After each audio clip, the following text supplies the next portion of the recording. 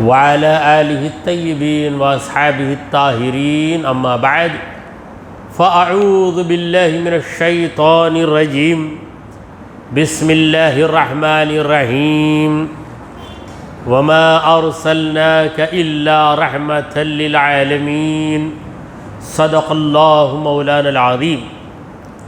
حاضرین محفل، السلام علیکم ورحمۃ اللہ وبرکاتہ۔ اللہ رب العزت جل وعلا کی ہم پر بے پناہ مہربانی ہے کہ اس نے ہمیں آقائے نامدار احمد مختار مدنی تاجدار دونوں جہاں کے سردار حضرت محمد مصطفیٰ رسول خدا صلی اللہ تعالی علیہ وآلہ وسلم کی امت بابرکات میں پیدا فرمایا۔ سامعین کرام، درس حدیث کے سلسلے کو آگے بڑھاتے ہوئے ایک حدیث رسول عرض کر رہا ہوں۔ اللہ کے پیارے نبی محمد عربی صلی اللہ تعالی علیہ وآلہ وسلم نے فرمایا، الزنا یورث الفقر، زنا کاری غریبی کو لے آتی ہے۔ یعنی زنا کار جب زنا میں ملوث ہو جاتا ہے تو بالآخر وہ کنگال بن جاتا ہے، خالی ہاتھ ہو جاتا ہے۔ اس حدیث پہ ذرا ہم غور کریں تو دو باتیں ہماری سمجھ میں آتی ہیں۔ پہلی بات عقیدے کی ہے اور دوسری بات معقول ہے، لاجیکل ہے۔ زنا ایک ناپسندیدہ فعل ہے، رب العالمین کو سخت ناپسند ہے زنا۔ تو جب بندہ زنا میں ملوث ہو جائے تو رب کی رحمتوں سے دور ہو جاتا ہے۔ جب رب کی رحمتوں سے دور ہو جاتا ہے تو اس کی کمائی سے برکت دور ہو جاتی ہے، اور پھر وہ ایک پائی کے لیے محتاج بن جاتا ہے۔ اور دوسری معقول وجہ یہ ہے کہ جب کوئی زنا میں مبتلا ہوگا تو یقیناً اس عورت کے دام فریب میں پھنسے گا جس سے وہ زنا کر رہا ہے۔ پھر وہ عورت اس سے مطالبہ طلب کرنے لگے گی کہ مجھے اتنی رقم دو، اتنی رقم دو۔ دیکھیں، نکاح کر کے حلال اور پاکیزہ طریقے سے جو بیوی رکھتا ہے وہ ایک بیوی رکھتا ہے۔ اگر اس کے اندر حیثیت ہے، گنجائش ہے، تو دو عورتوں سے نکاح کرے گا، یہ بالکل شاذ و نادر ہے۔ مگر زنا کر ایسا نہیں، کیونکہ وہ پابندی کے بغیر کسی عورت سے ملتا ہے۔ آج اس سے ملا، کل اس سے ملا، پرسوں اس سے ملا، تو کسی بھی عورت سے مل لیتا ہے۔ جو بھی عورت اس کی نظر میں چمکتی ہے وہ اس کا ہو جاتا ہے۔ ایسی کئی عورتوں سے اس کا تعلق رہتا ہے۔ اس کا نتیجہ یہ ہوتا ہے کہ کئی عورتوں کے مطالبے پورا کرنا اس کی ضرورت بن جاتی ہے۔ پھر وہ اپنی بیوی بچوں کو بھی سنبھالنا اور ان عورتوں کا منہ بھی بند کرنا جن سے یہ زنا کیا ہے، ورنہ اس کا راز فاش کر دیں گے۔ تو ان کا منہ بند کرنے کے لیے ان کو بھی دیتا ہے، یہاں تک کہ جتنا بھی اس کے پاس تھا وہ پورے کا پورا خالی ہو جاتا ہے۔ بہرحال زنا ایک بدترین فعل ہے، یوں سمجھیے کہ انسانیت سوز فعل، انسانیت کو مٹا دینے والا فعل۔ ایک اور حدیث آپ کے سامنے عرض ہے۔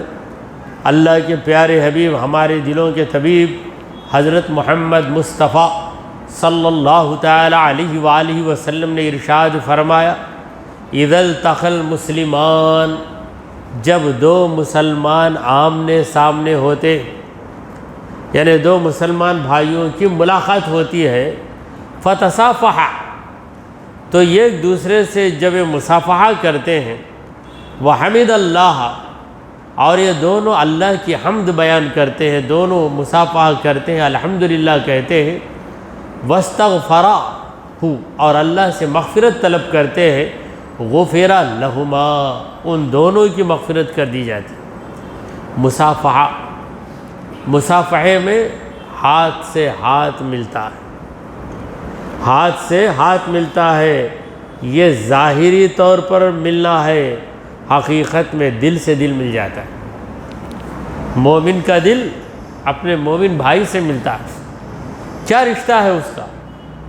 تمام رشتوں سے اونچا رشتہ ایمان کا رشتہ ہے، مومن بھائی ہے ہمارا، لہذا مصافحہ اسے معمولی بات نہ سمجھیں، اور مصافحہ کرتے ہوئے الحمدللہ کہہ لیں، پھر یہ کہے یغفر اللہ لنا ولکم، اللہ ہماری اور تمہاری مغفرت کرے۔ اللہ سے مغفرت طلب کرنا اسی کو کہتے استغفار، بعض لوگ کہتے ہیں استغفار، مگر صحیح لفظ ہے استغفار، یعنی مغفرت طلب کرنا۔ تو جب دونوں مصافحہ کر کے یہ کہتا ہے یغفر اللہ لنا ولکم، اور وہ بھی کہتا ہے یغفر اللہ لنا ولکم، جس کا مطلب ہے کہ اللہ ہماری اور تمہاری مغفرت کر دے، تو دونوں کی دعائیں ایک دوسرے کے حق میں قبول ہو جاتی۔ چلیے ایک اور حدیث عرض ہے۔ اللہ کے پیارے نبی محمد عربی صلی اللہ تعالی علیہ وآلہ وسلم نے ارشاد فرمایا، اول ما یوضع فی میزان العبد، پہلی نیکی جو بندے کے ترازو میں رکھی جائے گی، ترازو اسے عربی میں کہتے ہیں میزان، تو ترازو کے اندر جو نیکیاں رکھی جاتی ہیں ان میں پہلی نیکی کیا ہے؟ نفقتہ علی اہلہ، اپنے بیوی بچوں پر جو خرچ کرتا ہے آدمی، وہ نیکی پہلے رکھی جائے، یعنی حلال طریقے سے کما کر اپنی بیوی کی پرورش کرنا، اپنے بچوں کی پرورش کرنا، یہ بہت بڑی نیکی ہے۔ اکثر لوگ اس نیکی کو نہیں سمجھتے۔ کوئی محنت کرتا ہے، کماتا ہے، بیوی کو خوش رکھتا ہے، بچوں کی خواہشات، جائز خواہشات پوری کرتا ہے، انہیں بھر پیٹ کھلاتا ہے، انہیں اچھے گھر میں رکھتا ہے، تو لوگ سمجھتے ہیں کہ وہ دنیا والا ہے۔ نہیں، وہ تو دین پر عمل کرنے والا ہے۔ دین یہ نہیں سکھاتا کہ بیوی کو چھوڑ دو، بھوکی رہے یا کھاتی رہے، بچوں کو چھوڑ دو کہ ان کو ان کی ضرورت ملے یا نہ ملے، خود نکل جاؤ گھومنے کے لیے، یہ اجازت نہیں دیتی شریعت، بلکہ شریعت میں پہلا حق جو ہم پر ہے وہ ہمارے اہل و عیال کا ہے، ہماری بیوی اور ہمارے بچوں کا حق۔ تو جو اپنی بیوی بچوں پر خرچ کرتا ہے، خرچ کرنے کی یہ نیکی ترازو کے اس پلڑے میں رکھی جائے گی جو نیکیوں کا پلڑا ہے، اور اس کے وزن سے جب نیکیوں کا پلڑا بھاری ہو جائے گا تو یقیناً اس آدمی کو اجر و ثواب ملے گا۔ دیکھیے ہمارا دین بھی کتنا پیارا ہے، جو کام سارے لوگ کرتے ہیں وہی کام ہم بھی کرتے ہیں۔ کوئی مرد مشرک ہو، کافر ہو، یہودی ہو، نصرانی ہو، ہر مرد یہی کرتا ہے کہ کما کر اپنی فیملی کی پرورش کرتا ہے، وہی کام مسلمان بھی کرتا ہے، مگر مسلمان کو ثواب ملتا ہے، دوسروں کو ثواب نہیں ملتا، کیونکہ دوسروں کے پاس ایمان نہیں ہے، مسلمان کو ثواب ملتا ہے۔ تو یہ گھریلو زندگی گزارنا، اپنی فیملی کو، اپنے گھر والوں کو سنبھالنا، انہیں عزت کی زندگی دینا، انہیں محتاج نہ رکھنا، یہ کام بہت ہی دینی کام ہے، یہ دنیاوی کام نہیں۔ آج گھروں کے اندر جو جھگڑے ہو رہے ہیں، فیملی ڈسپیوٹس، تو یہ جو جھگڑے ہوتے ہیں میاں بیوی کے، اس کی وجہ عورت کی نافرمانی ہوتی ہے، مگر مرد کی کاہلی کمانے ہی نہیں جاتا، سارا دن سوتا، بیوی پکاتی کھاتا سوتا، کتنے دن پکائے گی؟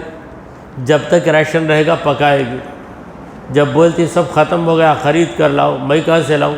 تمہارے باؤ کو بولو لا کر ڈالو بول کے، یوں ہی سسرے بن گئے کیا؟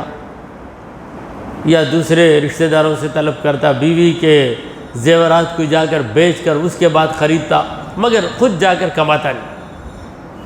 تو جو مرد نہ کمائے وہ اتنا برا انسان ہے کہ وہ اپنی بیوی پہ ظلم کرنے والا ہے۔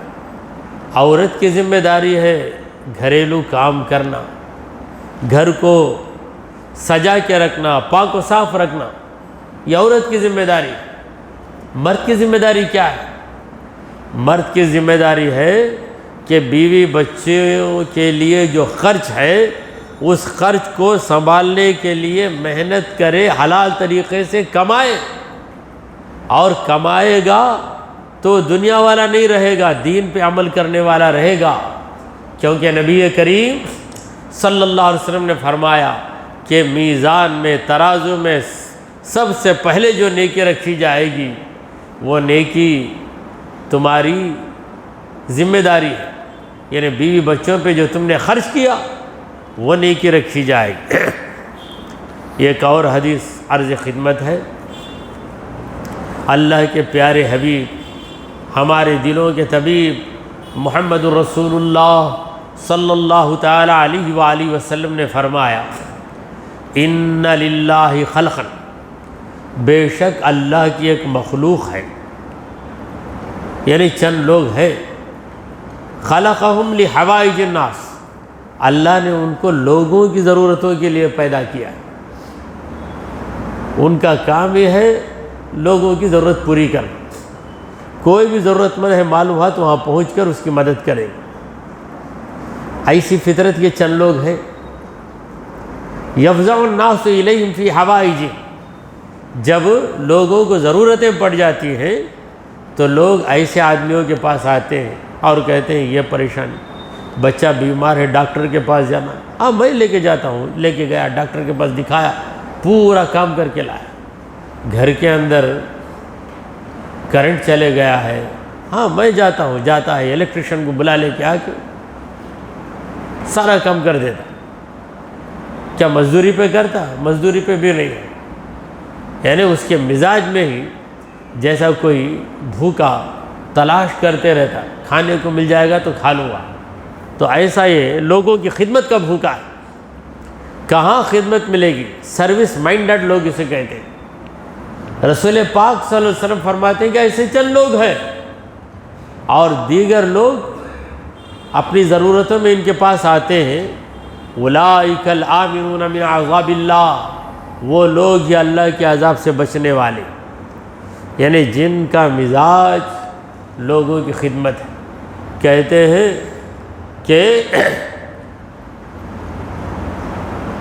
دیگر نیکیوں سے جنت ملتی ہے مگر لوگوں کی خدمت سے خدا ملتا ہے۔ لوگوں کی خدمت کرو، تو ہم کیوں خدمت کریں؟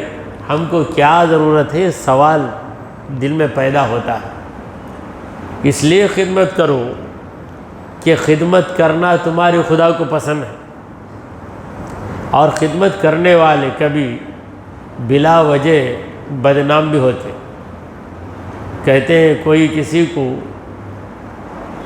اذیت دے کر تکلیف پہنچا کر دشمن بنتا ہے، کوئی کسی کی مدد کر کے بھی دشمن بن جاتا ہے۔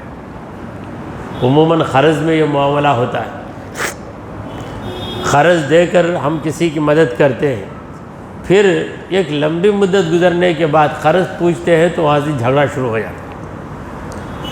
ایسا بھی اس دنیا میں چل رہا ہے، مگر ہم اپنی حیثیت بھر کسی کی مدد کر دیں۔ کوئی قرض بھی مانگ رہا ہے تو اسے قرض دیں، مگر اتنا زیادہ نہ دے دیں کہ وہ واپس نہ کرے تو ہم پہ مصیبت آ جائے، وہ واپس نہ کرے تو ہم پہ مصیبت آ جائے، ایسا ہرگز نہ کرے۔ اگر آپ لاکھوں کے مالک ہیں تو ہزاروں سے مدد کیجیے، ہزاروں کے مالک ہیں تو 100 سے مدد کیجیے، اگر 100 روپے ہی آپ کے پاس ہے تو 10 روپے سے مدد کیجیے۔ آپ کے پاس 1 لاکھ ہے، 1 لاکھ اٹھا کر دے دیے، پھر وہ واپس نہیں کیا تو کیا کریں گے آپ؟ یعنی آپ کے بیوی بچوں کا جو حق ہے وہ اٹھا کے آپ دوسرے کے حوالے کر دیے۔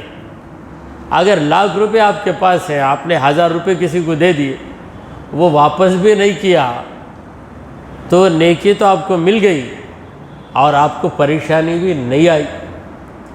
چلیے، میں عرض کر رہا تھا کہ پیارے آقا صلی اللہ علیہ وسلم نے فرمایا کہ بعض لوگ ایسے ہیں جو لوگوں کی ضرورتیں پوری کرتے رہتے ہیں اور لوگوں کو بھی پتہ ہے کہ ہماری ضرورت پوری کرے گا، کوئی نہ کوئی کام لے کر آ جاتا، یہ کر کے دو، یہ کر کے دو۔ تو اسی لیے ہم جو کام کرتے ہیں اسے سروس کہتے ہیں۔ سروس کا معنی ہے خدمت کرنا۔ میں گورنمنٹ سروس کرتا ہوں، حالانکہ تنخواہ لے رہا ہے، مگر پھر بھی نام کیا رکھا ہے؟ سروس، خدمت۔ مطلب یہ ہے کہ تنخواہ تو تمہیں ملے گی، لیکن تمہاری نظر تنخواہ پہ نہ رہے، بلکہ تمہارا مقصد رہے لوگوں کی خدمت کرنا۔ اس حدیث کو طبرانی نے روایت کیا۔ چلیے ایک اور حدیث آپ کی خدمت میں عرض ہے۔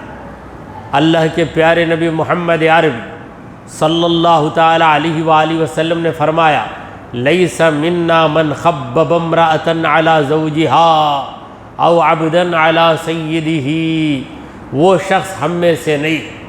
حضور اکرم صلی اللہ علیہ وسلم فرماتے ہیں کہ لیس منا، وہ شخص ہم میں سے نہیں جو کسی عورت کو اس کے شوہر کے خلاف ابھارتا ہے، جو کسی عورت کو اس کے شوہر کے خلاف ابھارتا ہے، دیکھ تیرا شوہر یہ غلط کام کر رہا ہے، حالانکہ وہ شخص وہ غلط کام نہیں کر رہا ہے، پھر بھی ابھارتا۔ مقصد یہ ہے کہ میاں بیوی میں جھگڑا ہو جائے، تو جو ایسی حرکت کرے گا وہ ہم میں سے ہرگز نہیں۔ اور پھر او عبدن علی سیدی، کسی غلام کو اس کے مالک کے خلاف ابھارنا۔ دیکھ سارے مالک کتنے اچھے ہیں، لیکن تیرا مالک دیکھ، ایسا عموماً چلتا ہے۔ یہ تو مالک کی بات رہی، آج کل مالک تو نہیں ہے، مالک اور غلام کا معاملہ نہیں ہے، مگر امپلائر امپلائی، یعنی نوکری پر رکھنے والا مالک اور نوکری کرنے والا نوکر جا کے بولا، کیا بھائی دیکھو وہاں دکانوں کے اندر کیسا ہے، مگر تمہارا یجمان تم کو کیا دیتا۔ یہ تو رہی بات دنیا کی، دین میں بھی یہ معاملہ ہے۔ دیکھو بھائی وہ مسجد میں وہاں کے متولی صاحب کیا کرتے معلوم، تمہیں بھی امام صاحب ہے نا، تمہارے متولی کیا کرتے تم، اس طریقے سے ابھار۔ تو اس طرح ابھار کر دونوں کے دلوں میں نفرت پیدا کرنا یہ برا کام ہے۔ حضور اکرم صلی اللہ علیہ وسلم فرماتے ہیں کہ جس کے اندر یہ برائی ہے وہ ہماری جماعت میں ہی نہیں۔ اور بالخصوص عورت کے پاس جا کر اس کے مرد کی غلط شکایتیں کرنا۔ کب آتا تمہارا شوہر 7 بجے، کام 5 بجے ختم ہو جاتا اس کا، مگر پتہ نہیں کہاں جاتا، کہاں مستی کرتا، تمہارے پاس 10 بجے آتا، بلا وجہ کہہ دینا۔ تو اس سے بیوی اس کا دل خراب ہو جاتا ہے، شوہر کو ہمیشہ وہ شک کی نظر سے دیکھتی ہے، نتیجہ یہ ہوتا ہے کہ دونوں میں جھگڑے ہو کر نوبت جدائی کی طرف آ جاتی۔ کہتے ہیں کہ ابلیس شام کا وقت بیٹھ جاتا ہے، بیٹھ کر اپنے ایک چیلے سے پوچھتا، آج تو کیا کام کیا، آج تو کیا کام کیا؟ بولتا میں کسی کو چور بنا دیا، کسی کو شرابی بنا دیا۔ سن کر ابلیس کہتا ہے، ہاں کیا کیا تو؟ کوئی بھاری کام نہیں کیا. ایک شخص اٹھ کے بولتا، ایک شیطان ابلیس کا چیلا بولتا، میں ایسا کیا کہ میاں بیوی میں جھگڑا پیدا کر دیا. ہاں بہت بھاری کام کیا تو جو کیا بڑا زبردست کام کیا. میاں بیوی کے جھگڑے سے بڑے بڑے فتنے ہو جاتے. میاں بیوی میں جھگڑا ہوا تو بیوی کی پارٹی، مرد کی پارٹی، اس کا چچا اس کے چچا کا دشمن، اس کا ماموں اس کے ماموں کا دشمن، تو خاندان میں جھگڑے. پھر خاندان کے بعد بات اور بڑھتی ہے تو کہاں مصیبتیں. پھر اسے کیسے بھی ستانا. مرد کو ضد آ جاتی ہے کہ عورت کو ستانا، عورت کو ضد آ جاتی ہے مرد کو ستانا، مار پیٹ جھگڑے، اور پھر دونوں جدا ہو جاتے ہیں، یہ الگ وہ الگ. پھر یہ اپنی جنسی خواہش کرنے کے لیے ناجائز راستہ اختیار کرتا ہے. عورت بھی الگ ہو جاتی ہے، فیصلہ نہیں ہوا مگر شوہر کے پاس نہیں جاتی، تو چند دنوں کے بعد اس کو بھی شیطان بھڑکاتا ہے. جائز تعلق ختم ہو گیا تو ناجائز تعلق شروع کر لیتی ہے. اگر اپنے گھر میں کھانا نہیں ملا تو چند دنوں کے بعد دوسرے گھر میں جا کے چوری کر کے کھانا شروع کر دیتا. یہ حالت ہو جاتی. تو اس لیے شیطان کو یہ عمل بہت پسند ہے، میاں بیوی میں جھگڑا پیدا کرنا. اور جادوگروں کے بارے میں بھی اللہ تعالیٰ نے یہی کہا کہ یفرقون بہ بین المرء و زوجہ. یہ جو جادوگر ہے ان لوگوں کا کام ہے مرد و عورت کے درمیان جدائی ڈال دینا، اسی لیے جادو کرتے ہیں یہ لوگ. چلیے اتنی حدیثیں ہم نے سنی ہیں، اسی پر اکتفا کرتے ہوئے دعا کیجئے کہ پروردگارا ہم نے جو کچھ کہا اور سنا اسے قبول فرما لے. اے اللہ ہمارے گناہوں کو معاف فرما، ہماری خطاؤں کو درگزر کر دے. اے رب العالمین ہم پر تیری رحمت نازل فرما. اے اللہ ہمیں شیطانی حرکتوں سے بچا لے. اے رب کریم میاں بیوی کو ملانے کی ہمیں توفیق عطا فرما. اے رب ذوالجلال ہمارا خاتمہ ایمان کی حالت میں فرما.